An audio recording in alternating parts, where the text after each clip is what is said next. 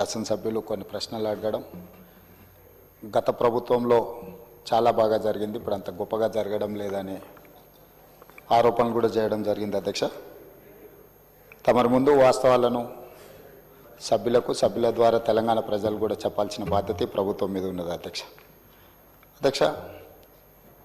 తెలంగాణ రాష్ట్రం వచ్చిన తర్వాత 2014 నుంచి డిసెంబర్ 6, 2023 వరకు ప్రతి నెల యావరేజ్గా గత ప్రభుత్వం ఖర్చు పెట్టింది 52 కోట్ల రూపాయలు రాజీవ్ ఆరోగ్యశ్రీలో.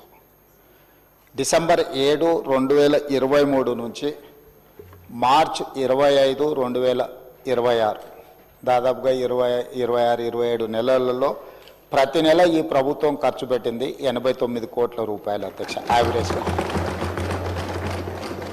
అదేవిధంగా రాజీవ్ ఆరోగ్యశ్రీలో రాష్ట్ర ప్రభుత్వం పేమెంట్లు ఇవ్వడం లేదు, దాంతో ప్రైవేట్ హాస్పిటల్స్ మూతపడుతున్నాయి, మాకు నోటీస్ ఇచ్చిండ్రు, మీరు ఇంకా దాని మీద స్పందించడం లేదన్నట్టుగా ఏదైతే మాట్లాడుతుండ్రో ఈ వారసత్వం వారి నుంచి మాకు వచ్చింది. అధ్యక్ష, ఈ రాజీవ్ ఆరోగ్యశ్రీ బకాయిలు పెట్టి అధికారాన్ని కోల్పోయి ఆ భారాన్ని మా నెత్తి మీద పెడితే ఆ భారాన్ని మోస్తూనే మేము 5 లక్షల నుంచి 10 లక్షల రూపాయలకు పెంచడం జరిగింది. అధ్యక్ష, ఆ విషయం కూడా 7 తారీఖు నాడు మేము ప్రభుత్వం బాధ్యత తీసుకున్నప్పుడు 7/12/2023 నాటికి గత ప్రభుత్వం నుంచి వారసత్వంగా మాకు వచ్చిన భారము 600,27,00,000.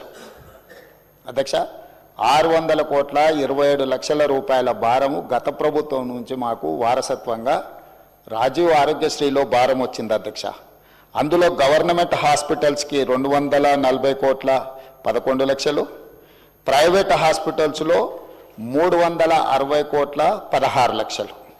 అదేవిధంగా అధ్యక్ష, మేము ప్రభుత్వం వచ్చిన తర్వాత మేము చేసిన పేమెంట్స్ 7/12/2023 నాడు మేము పదవి చేపట్టినాక 8/12/2023 అంటే ఫైనాన్షియల్ ఇయర్ 2023-24 అంటే కంప్లీట్ మార్చ్ 31, 2024 వరకు వాళ్ళు లేరు. అధ్యక్ష, 3 నెలల ముందే ఈ ప్రభుత్వం బాధ్యత తీసుకున్నది. ఈ ప్రభుత్వం బాధ్యత తీసుకున్న 8/12/2023 నుంచి ఈ రోజు వరకు 2,408 కోట్ల రూపాయల 51 లక్ష ఇప్పటి వరకు మన ప్రభుత్వం పే చేసింది. అధ్యక్ష, ఇందులో గవర్నమెంట్ హాస్పిటల్స్కి 927,99 లక్షలు, ప్రైవేట్ హాస్పిటల్స్కి 1,480,52 లక్షల రూపాయలు. అంటే గవర్నమెంట్లో 34 కోట్లు పర్ మంత్ ఇస్తే ప్రైవేట్లో 55 కోట్లు పర్ మంత్ ఇవ్వడం జరిగింది. అధ్యక్ష, అదేవిధంగా అధ్యక్ష, ఈ రోజు అవుట్ స్టాండింగ్ ఇప్పుడు వారు ఏదైతే చాలా అవుట్ స్టాండింగ్ ఉందని అంటుండ్రో యాజ్ ఆన్ డేట్ 25th వరకు క్యాలిక్యులేట్ చేస్తే ఈ రోజు వరకు 727.75 కోట్లు. అంటే వాళ్ళు ఇచ్చిపోయిన 600కు మేము 28 నెలల అదనంగా బకాయి పడ్డది 100 కోట్ల చిల్లరనే. అధ్యక్ష, మన ప్రభుత్వం ఎక్కడ కూడా ఎప్పటికప్పుడు దాదాపుగా ఇచ్చుకుంటూనే వచ్చినాము. పాత బకాయిలను తిరిగి చెల్లించడానికి ఆ భారాన్ని వదిలించుకోవడానికి ఇప్పుడు కష్టమవుతుంది. వాటిని కూడా ఏ విధంగా చెల్లించాలనే ప్రణాళిక మనం చేసుకుంటూ వస్తున్నాం. అధ్యక్ష, అందులో కూడా గవర్నమెంట్ హాస్పిటల్స్కి ఎక్కువ బకాయి ఉంది. గవర్నమెంట్ హాస్పిటల్స్కి 496.31 కోట్ల రూపాయలు బాకీ ఉంటే ప్రైవేట్లు ఉన్నది 231.44 కోట్లే. అధ్యక్ష, సో ప్రైవేట్లో బకాయిలు చాలా తక్కువ ఉన్నాయి. ప్రైవేట్ హాస్పిటల్స్ రాజీవ్ ఆరోగ్యశ్రీ నిధులు ఇవ్వకపోవడం వల్ల ట్రీట్మెంట్ అందించడం లేదు, దానివల్ల పేదలకు అన్యాయం జరుగుతుందని ఏదైతే అపోహ కల్పించే ప్రయత్నం చేస్తున్నారో వాస్తవ వివరాలు ఇవి. అధ్యక్ష,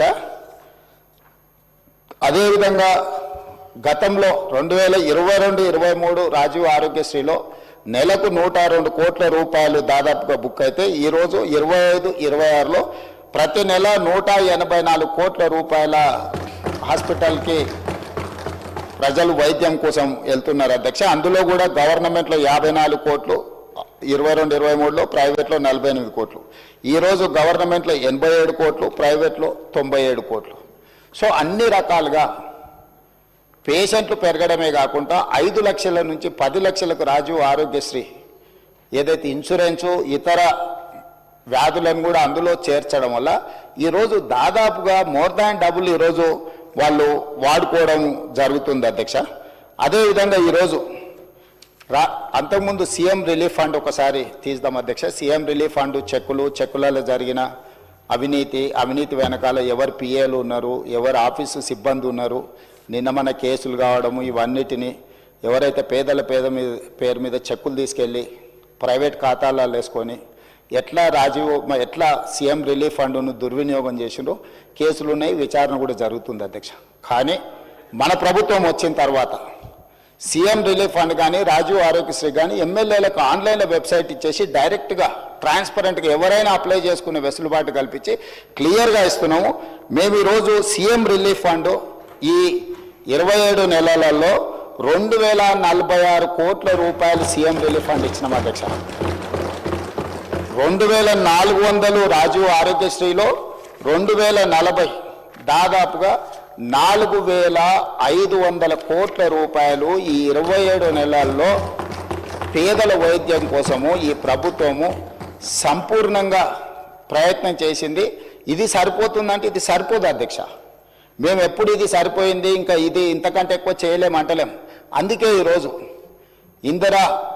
ఇందిరమ్మ కుటుంబ జీవిత బీమా ఎవరికి ప్రమాదం వచ్చినా సిపెక్ సర్వే ప్రకారం socio economic education employment political and caste survey ఏదైతే రాష్ట్ర ప్రభుత్వం చేసి February 4th సోషల్ జస్టిస్ డేగా పెట్టిందో ఆ సమాచారం ప్రకారం 1,15,00,000 కుటుంబాలు తెలంగాణ రాష్ట్రంలో ఉంటే ప్రతి కుటుంబానికి ఈరోజు జీవిత బీమాను అందించి ఎవరికైనా కుటుంబ పెద్దను కోల్పోతే ప్రభుత్వం వైపు నుంచి ఒక ధీమా ఉండాలి, ఈ జీవిత బీమా ఆ కుటుంబానికి ఒక ధీమా అని చెప్పి ఈరోజు మనం నూతనంగా కొత్త పథకాన్ని కూడా మనం ప్రవేశపెట్టుకోవడం జరిగింది అధ్యక్ష. ఈరోజు పేదలను ఆదుకోవడానికి అన్ని రకాల ప్రయత్నాలు చేయడమే కాకుండా ఈరోజు 35 గవర్నమెంట్ కాలేజెస్ ఉన్నాయి అధ్యక్ష.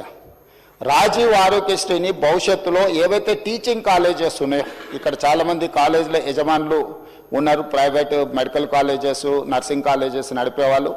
టీచింగ్ కాలేజెస్కి ఏమో పేషెంట్లు రావటం లేదు, చాలా వాటికి పేషెంట్లు పోయే దగ్గరనేమో ప్రొఫెషనల్స్ లేరు. దీన్ని ఆలోచన చేసి అందుకే దీని మీద వివరంగా ఇంకా చర్చ చేస్తాం. ప్రభుత్వం అన్ని స్థాయిలో మేము ఈరోజు అందరి నుంచి సమాచారం సేకరించినాం. ఏ ఏరియాలో అయితే